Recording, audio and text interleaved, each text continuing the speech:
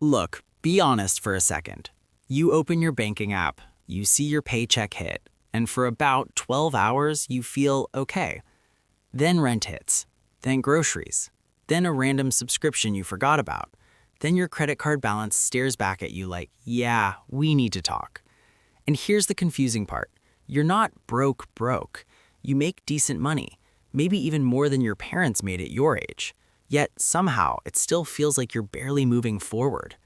If that sounds uncomfortably familiar, yeah, this video is for you. Because here's the thing most people get wrong about money. Your salary matters way less than you think. In fact, today I'm going to walk you through 7 money decisions that quietly determine your financial future, and every single one of them matters more than how much you make. My name is Gil, and I spend way too much time thinking about personal finance and how people actually build wealth in the real world.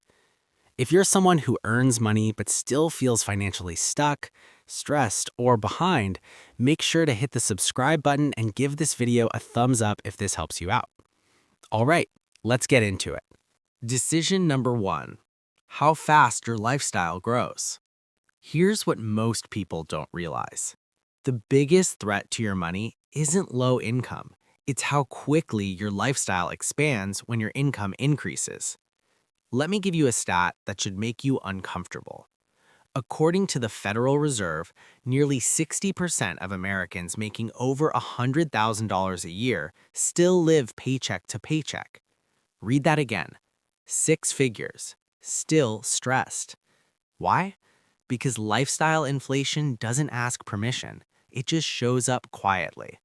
You get a raise, nicer apartment. Promotion, newer car. Bonus, more treat-yourself spending. And suddenly, your expenses rise at the exact same pace as your income.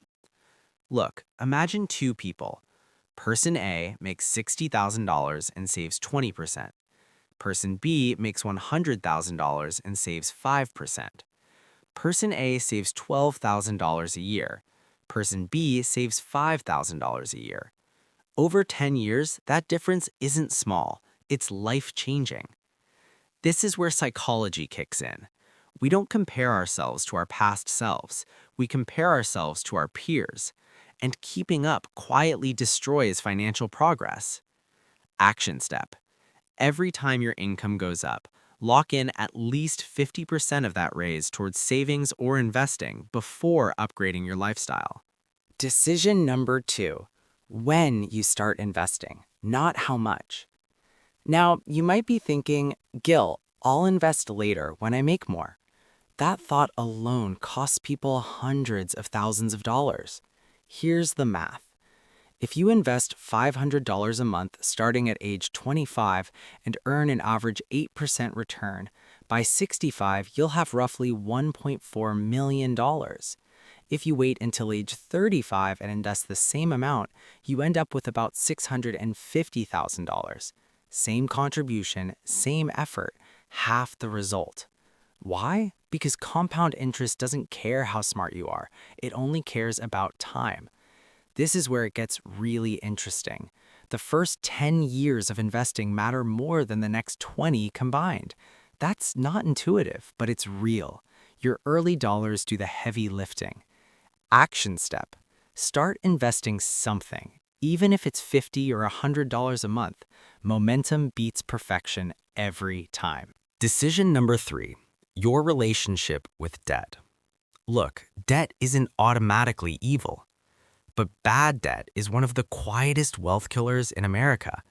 The average credit card APR right now, around 20 to 25%.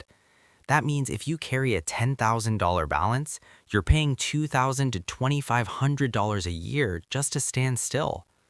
Here's the psychological trap. Minimum payments give the illusion of progress. You feel responsible. You feel like you're handling it. But mathematically, you're moving backward. Here's what most people don't realize. Paying off high-interest debt is a guaranteed return. If your credit card charges 22%, paying it off is like earning a risk-free 22% return, which doesn't exist anywhere else. Action step. Aggressively eliminate any debt over 7 to 8% interest before worrying about fancy investing strategies. Decision number 4. Whether you build a real emergency fund. This one sounds boring. It's not, because emergencies don't ruin finances. Lack of preparation does. Nearly 40% of Americans can't cover a $400 emergency without borrowing. That's not a money problem. That's a buffer problem. Here's a simple scenario. Your car needs $1,200 in repairs. With an emergency fund, minor inconvenience. Without one, credit card, months of stress. Same event, two completely different financial outcomes. Psychologically, emergency funds do something powerful. They reduce panic decisions. When you're not desperate, you make better choices. Action step: build 3 to 6 months of essential expenses in a boring savings account. This is about stability, not returns. Decision number 5. Who you compare yourself to. This one doesn't get talked about enough. Your financial success is heavily influenced by who you consider normal. If everyone around you is upgrading cars, traveling constantly, and financing everything, your spending will follow. Not because you're weak, because you're human. Social proof is one of the strongest psychological forces we have. Here's the uncomfortable truth. Most people you're comparing yourself to are broke, just with better branding. Action step: unfollow accounts that trigger spending. Spend more time around people who talk about goals, not just consumption. Decision number 6. How automated your money is. Here's the thing. Willpower is unreliable. Automation is undefeated. People who automate their finances save and invest significantly more than people who rely on discipline alone. Why? Because decisions create friction. Automation removes it. If your savings happen after spending, they usually don't happen. If they happen first, everything changes. Action step: automate. Investing, emergency savings, bill payments.